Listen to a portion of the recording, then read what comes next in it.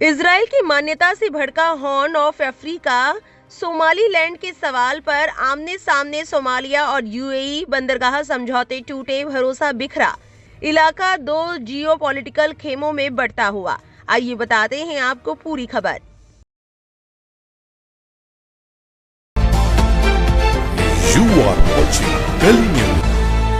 पिछले कुछ हफ्तों से सोमालिया पूरी दुनिया में कूटनीतिक समर्थन जुटाने की कोशिश कर रहा है। वजह है इजराइल का वो फैसला जिसमें उसने सोमालीलैंड को एक आजाद मुल्क के तौर पर मान्यता दे दी।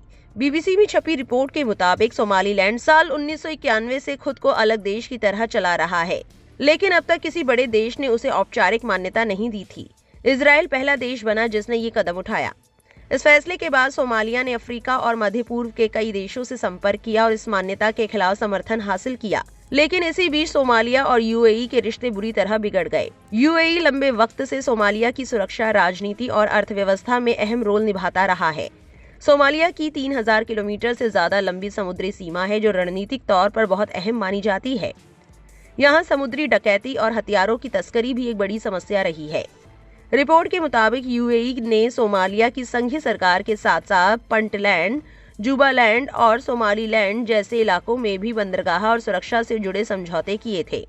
लेकिन अब सोमालिया की सरकार ने यूएई के साथ सभी बंदरगाह और सुरक्षा समझौते रद्द कर दिए हैं। राष्ट्रपति हसन शेख महमूद ने कहा कि यूएई ने सोमालिया को एक संप्रभु मुल्क की तरह नहीं देखा और उसकी संप्रभुता को नुकसान पहुंचाया। यूएई की तरफ से फिलहाल कोई प्रतिक्रिया नहीं आई है। विश्लेषकों का कहना है कि इस पूरे विवाद की जड़ में इजराइल द्वारा सोमालीलैंड को दी गई मान्यता है। सोमालिया को शक है कि यूएई ने पर्दे के पीछे इस फैसले का समर्थन किया। जानकारी के मुताबिक दिसंबर 2025 में इजराइल की मान्यता के बाद हरगेइसा में जश्न मनाया गया। बदले में सोमालीलैंड ने अब्राहम समझौतों में शामिल होने की इच्छा जताई, जिनमें पहले से यूएई, बहरीन और मोरक्को शामिल हैं। विश्लेषकों के मुताबिक इलाका अब दो जियोपॉलिटिकल खेमों में बढ़ता जा रहा है। एक तरफ यूएई और इजराइल, दूसरी तरफ सऊदी अरब, तुर्की और उनके सहयोगी।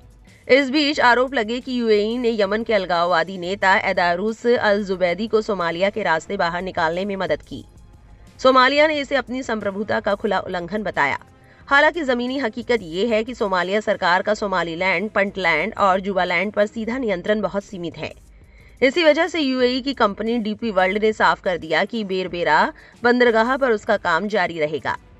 आपको बता दें कि विश्लेषकों का मानना है कि फिलहाल सोमालिया और यूएई के रिश्तों में सुधार की कोई उम्मीद नहीं दिखती। भरोसा टूट चुका है और उसे बहाल करना आसान नहीं होगा। इस पूरी खबर को लेकर आपकी क्या राय है, कमेंट सेक्शन में जरूर लिखें और इस वीडियो को लाइक और शेयर करना ना भूलें।